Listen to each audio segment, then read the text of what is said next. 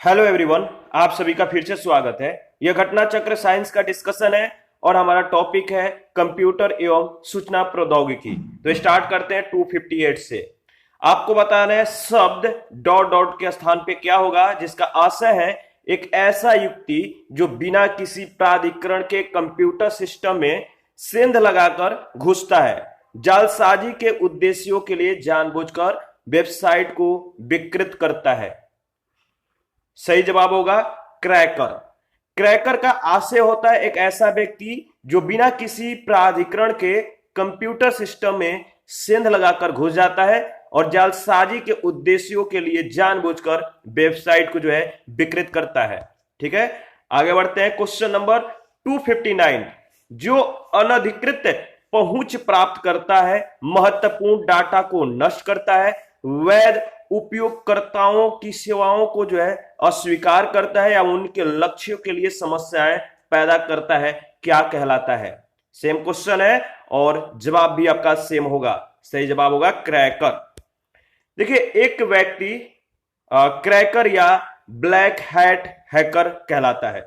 जो क्रैकर है या ब्लैक जो हैट हैकर होते हैं, ये दोनों जो होते हैं मतलब कि एक जालसाजी व्यक्ति होते हैं जो किसी अन्य की कंप्यूटर प्रणाली या नेटवर्क में अनधिकृत पहुंच प्राप्त करता है, महत्वपूर्ण डाटा को नष्ट कर देता है, वैध उपयोगकर्ताओं की सेवाओं को अस्वीकार करता है या उनके लक्ष्यों के लिए समस्याएं पैदा करता है। इसके विपरीत व्हाइट हैट हैकर जो होते हैं, जो उजला हैट वाले हैकर होते हैं, ये कंप्यूटर सुरक्षा विशेषज्ञ होते हैं जो कि संरक्षित कंप्यूटर प्रणाली एवं नेटवर्कों की सुरक्षा का परीक्षण कर उनमें आवश्यक सुधार करते हैं। क्वेश्चन नंबर 260 है, जब किसी वेबसाइट के ग्राहक नकली नेटवर्क यातायात के बाढ़ के कारण इसे एक्सेस करने में असमर्थ होते हैं तो इसे निम्नलिखित में से किस प्रकार से जाना जाता है? सही जवाब होगा डिनायल ऑफ सर्विस अटैक। देखिए, जब किसी वेबसाइट के ग्राहक नकली नेटवर्क यातायात के बाढ़ के कारण इसे एक्सेस करने में असमर्थ होते हैं तो इसे डिनायल ऑफ सर्विस अटैक कहा जाता है। यह एक प्रकार का साइबर अटैक है। क्वेश्चन नंबर नेक्स्ट 261 है, साइबर क्राइम कार्य है। साइबर क्राइम किस प्रकार का कार्य है? तो हैकिंग का, स्टॉकिंग का, सर्विस आघात की मनाही, यानी उपयुक्त सभी। डी ऑप्शन आपका बिल्कुल सही होगा। देखिए, हैकिंग, स्टॉकिंग और सर्विस आघात की मनाही, यह सब साइबर अपराध के अंतर्गत आते हैं। इंटरनेट या किसी दूसरे इलेक्ट्रॉनिक विधि के द्वारा किसी व्यक्ति, समूह या संगठन को बार बार सताने या परेशान करने को साइबर स्टॉकिंग कहा जाता है। किसी कंप्यूटर या नेटवर्क संसाधन को प्रयोक्ताओं के प्रयोग के लिए अनुपलब्ध करने का प्रयास सर्विस आघात की मनाही यानी डिनायल ऑफ सर्विस अटैक कहा जाता है। क्वेश्चन नंबर 262 है, निम्नलिखित में से कौन सी साइबर अपराध की दो आवश्यक विशेषताएं हैं? तो साइबर अपराध की दो आवश्यक विशेषताएं कौन कौन से हैं, आप देख लीजिए। पहला दिया गया है कार्य प्रणाली के रूप में कंप्यूटर प्रौद्योगिकी तथा पर्यावरण की अखंडता। दूसरा है अपराध की कंप्यूटर दक्षता या शिकार की कंप्यूटर प्रौद्योगिकी से अनभिज्ञता।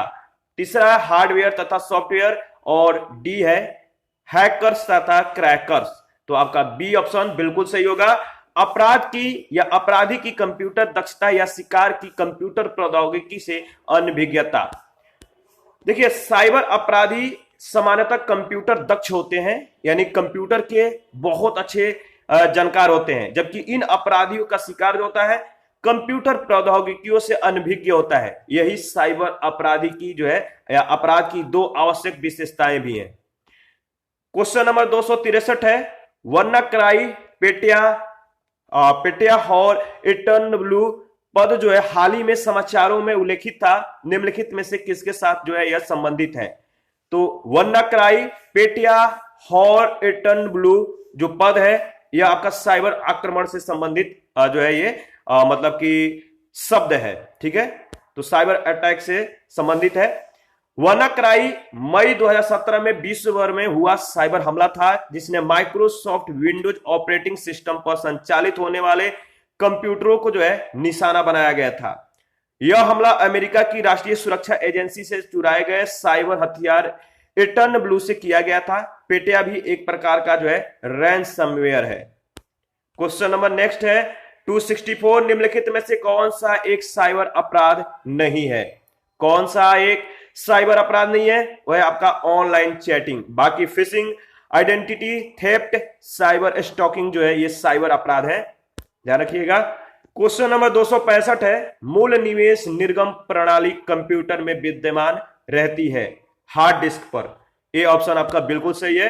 कंप्यूटर में मूल इनपुट तथा आउटपुट सिस्टम हार्ड डिस्क के द्वारा संचालित होती है। क्वेश्चन नंबर 266 है, कंप्यूटरों को जाल क्रमित करना।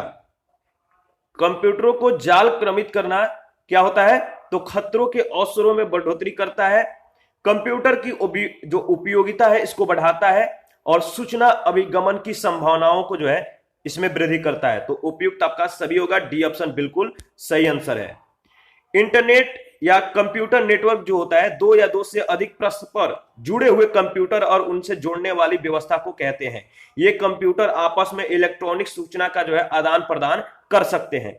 कंप्यूटर नेटवर्क से सूचनाओं का आदान प्रदान सुगम होने के साथ साथ हैकिंग, वायरस आदि सुरक्षा संबंधी खतरों में भी बढ़ोतरी होती है। 267 है, योजना बनाने में प्रयुक्त डाटा तंत्र प्रायः कहा जाता है। तो योजना बनाने में प्रयुक्त डाटा तंत्र को क्या कहा जाता है? तो निर्णय समर्थक तंत्र। सी ऑप्शन आपका बिल्कुल सही होगा। योजना बनाने में प्रयुक्त डाटा तंत्र को निर्णय समर्थक तंत्र कहा जाता है। क्वेश्चन नंबर नेक्स्ट है 268, कार में लगा हुआ गति मापक यंत्र किसको निरूपित करता है? जो कार में गति मापक यंत्र लगा होता है यह किसको निरूपित करता है? तो एनालॉग कंप्यूटर को। ए ऑप्शन आपका बिल्कुल सही होगा। कार में लगा हुआ गति मापक यंत्र यानी जिसे हम स्पीडोमीटर कहते हैं, एनालॉग कंप्यूटर का एक प्रकार है। एनालॉग कंप्यूटर में मापे गए आंकड़ों को संसाधित कर दिखाया जाता है। क्वेश्चन नंबर 269 है, निम्न में से कौन सी मेमोरी का सबसे कम एक्सेस समय है? कौन सी मेमोरी का सबसे कम एक्सेस समय है? सही जवाब होगा कैश मेमोरी। कैश मेमोरी एक छोटी और अत्यधिक तेज मेमोरी होती है जहां पर वह क्या करते हैं? सूचनाएं संग्रहित करते हैं, जिनकी सीपीयू को बार बार जरूरत पड़ती है। मुख्य मेमोरी जिसे हम रैम कहते हैं, इसकी अपेक्षा कैश मेमोरी से सूचना को पढ़ना और एक्सेस करना अधिक शीघ्रता से हो जाता है। क्वेश्चन नंबर 270 है, निम्नलिखित में से कौन सीपीयू तथा मुख्य स्मृति के बीच अत्यधिक तेज छोटी आकार की स्मृति होती है? सही जवाब होगा कैश स्मृति। सीपीयू तथा मुख्य सचिव के बीच अत्यधिक तेज छोटी आकार की स्मृति कैश स्मृति होती है। यह कंप्यूटर के उस भाग या प्रोग्राम के आंकड़ों को जो है संग्रहित करता है जो सीपीयू के द्वारा इस्तेमाल में आते हैं। क्वेश्चन नंबर 271 है, निम्न में से सबसे तेज मेमोरी कौन सी है? जो सबसे तेज मेमोरी है, चार ऑप्शन है, आपको बताना है कौन सी है। तो सेम क्वेश्चन सेम जवाब, कैश मेमोरी। कैश मेमोरी सबसे तेज मेमोरी होती है। 272 है, लिखित प्रोग्राम जिसके कारण कंप्यूटर वांछित तरीके से कार्य करते हैं कहलाता है। क्या कहलाता है? सॉफ्टवेयर कहलाता है। कंप्यूटर को कार्य करने के लिए प्रोग्रामों की जो है आवश्यकता होती है। लिखित प्रोग्राम जिसके कारण कंप्यूटर वांछित तरीके से कार्य करते हैं सॉफ्टवेयर कहलाता है। 273 है, कंप्यूटर प्रोग्रामों के लिए दूसरा नाम क्या है? तो कंप्यूटर सॉफ्टवेयर है, बी ऑप्शन। सॉफ्टवेयर कंप्यूटर के हार्डवेयर को उपयोग करने में सहायता करता है। यह कंप्यूटर प्रोग्रामों का एक समूह होता है जिसे कंप्यूटर के द्वारा कार्य संपादित किया जाता है। अनुप्रयोग सॉफ्टवेयर तथा सिस्टम सॉफ्टवेयर सॉफ्टवेयर के दो प्रमुख प्रकार हैं। 274 है, कौन सा कंप्यूटर का घटक नहीं है? तो बेसिक यूनिट जो है कंप्यूटर का घटक नहीं है।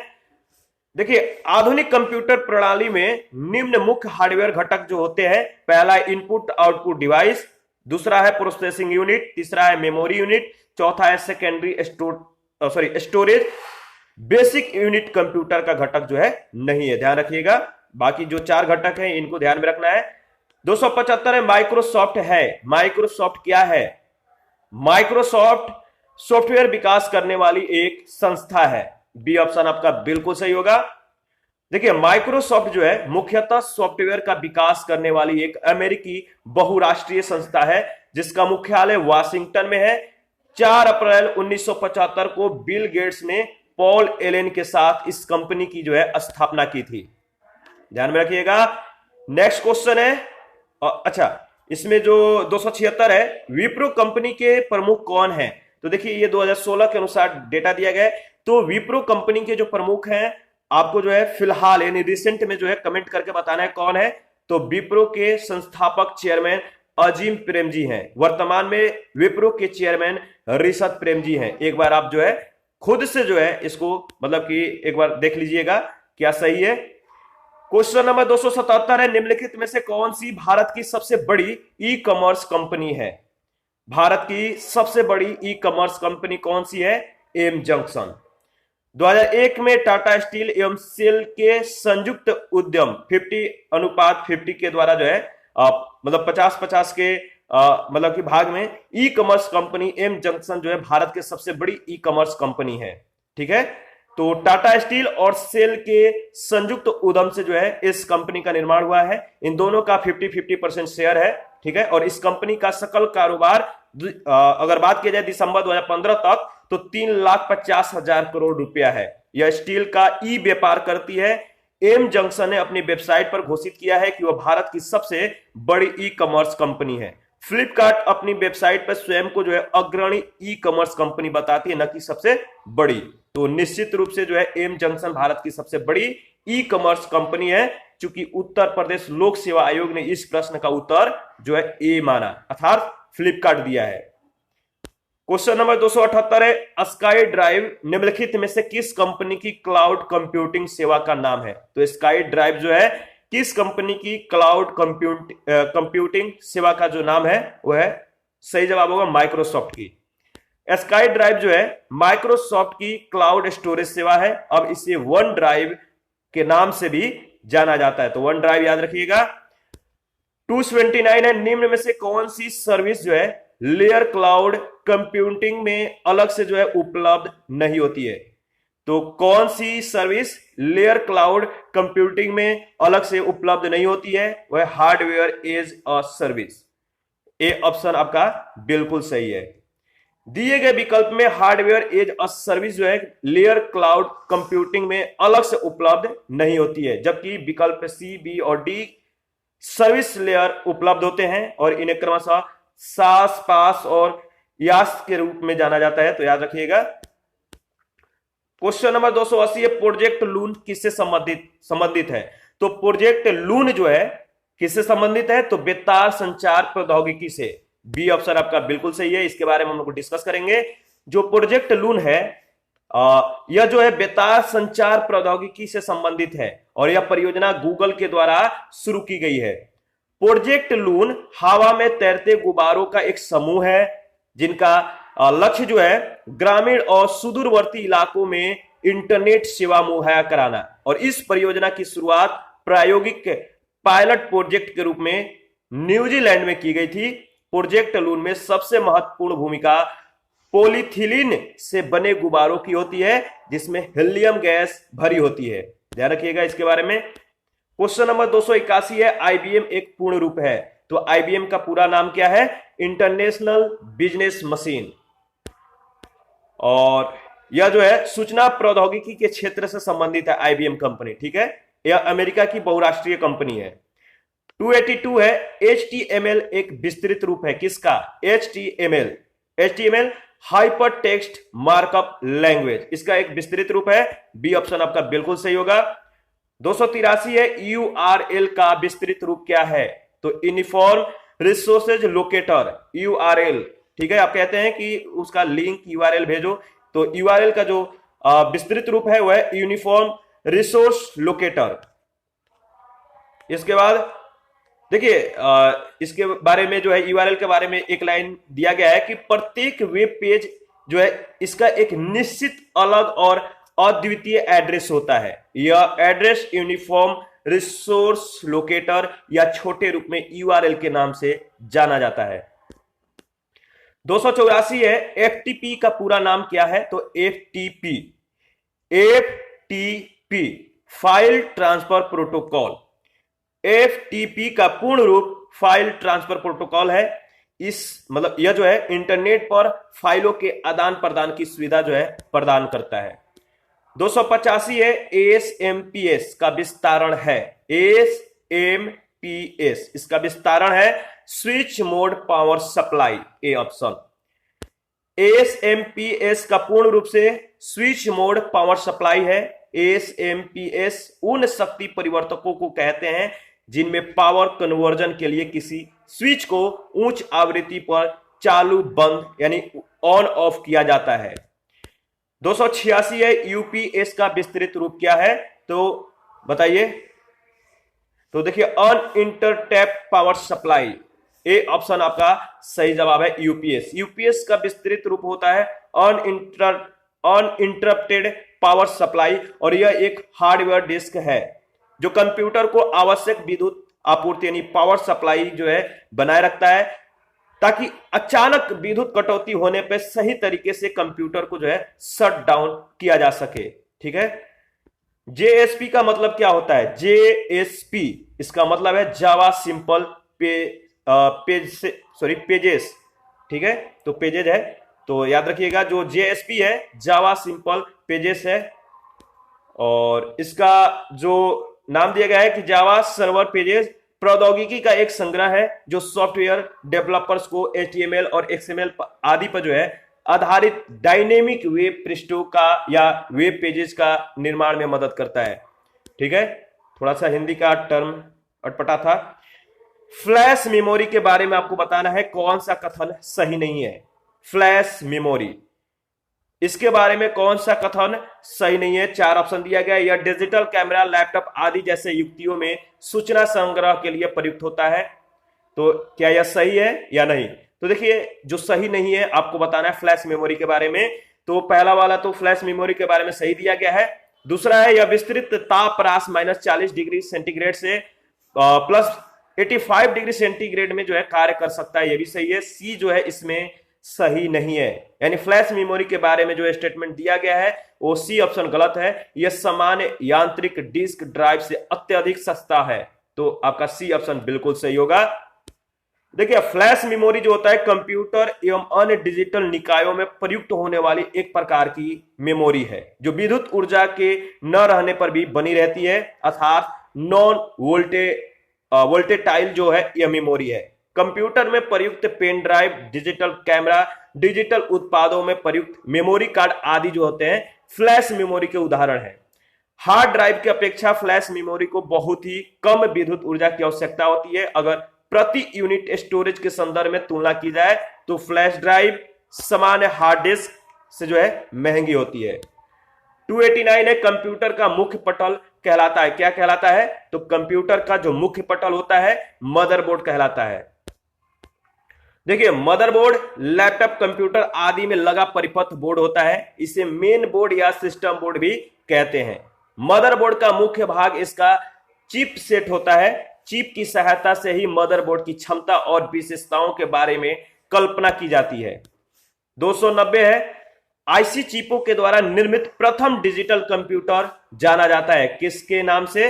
तो आईसी चिपों के द्वारा निर्मित प्रथम डिजिटल कंप्यूटर जो था वो आईबीएम सिस्टम 360 जो था इसके रूप में जाना जाता था। तो ध्यान रखिएगा 1964 में जो है यह लॉन्च किया गया था। ठीक है, यह एक मेन फ्रेम कंप्यूटर था। क्वेश्चन नंबर नेक्स्ट है 291। XOR फंक्शन प्राप्त करने के लिए न्यूनतम कितने NAND गेट की जो है आवश्यकता होती है?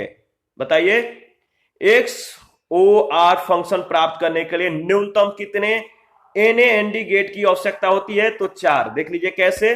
देखिए जो न्यूनतम जो है 4 NAND गेट से XOR फंक्शन जो है प्राप्त किया जा सकता है। तो देखिए यहां पे 4 दिया गया है। ठीक है, तो एक बार इसको ऑब्जर्व कर लीजिएगा। 292 है व्यापक पैमाने पर लोगों का ध्यान आकर्षित करने वाले कंप्यूटर वायरसों में से एक की डिजाइन MS-DOS को 6 मार्च 1992 को संक्रमित करने के लिए की गई थी। वायरस का क्या नाम है? वायरस का नाम है माइकल एंजिलो। ठीक है, 2008 का क्वेश्चन है। MS-DOS को 6 मार्च 1992 को संक्रमित करने वाला वायरस माइकल एंजिलो था। माइकल एंजिलो वायरस की सर्वप्रथम खोज ऑस्ट्रेलिया में 1991 में हुई थी। 293 है, विश्व कंप्यूटर साक्षरता दिवस मनाया जाता है। बताइए कब? तो विश्व कंप्यूटर साक्षरता दिवस 2 दिसंबर को मनाया जाता है, ध्यान में रखिएगा। 294 है, संगणक साक्षरता दिवस कब मनाया जाता है? सेम क्वेश्चन सेम जवाब भी होगा, 2 दिसंबर। इसके बाद 295 है, निम्नलिखित में से किसके बारे में विश्व का सबसे सस्ता टैबलेट पीसी होने का दावा किया गया है? तो किसके बारे में विश्व का सबसे सस्ता टैबलेट पीसी होने का दावा किया गया है? तो आकाश। देखिए, लंदन स्थित कंपनी जो है डाटाविंड तथा प्रौद्योगिकी भारतीय प्रौद्योगिकी संस्थान राजस्थान के द्वारा संयुक्त रूप से विकसित आकाश विश्व का सबसे सस्ता टैबलेट कंप्यूटर है। इस टैबलेट कंप्यूटर के निर्माण की कुल लागत 2276 रुपया है, परंतु सरकार के द्वारा 50% की सब्सिडी प्रदान करने के बाद छात्रों को जो है यह करीब 1100 रुपए में प्राप्त होगा। इस टैबलेट में तकनीकी दोषों की कई शिकायतों के बाद नवंबर 2012 में भारत सरकार ने इसका उन्नत संस्करण आकाश 2 पेश किया। क्वेश्चन नंबर 296 है, डिजिटल भुगतान के संदर्भ में निम्नलिखित में से कौन सा कथन सही है? ठीक है, तो डिजिटल भुगतान के बारे में आपको बताना है। पहला है, भीम जो ऐप है इसका उपयोग करने वालों के लिए यह ऐप यूपीआई सक्षम बैंक खाते से किसी को धन का हस्तांतरण करना संभव बनाता है।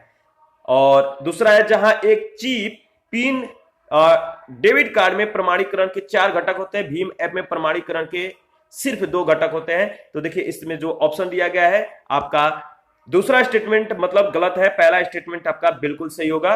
ठीक है, और इसके बारे में देख लेते हैं। जो भीम है, भारत इंटरफेस फॉर मनी, इसका फुल नेम याद रखना है।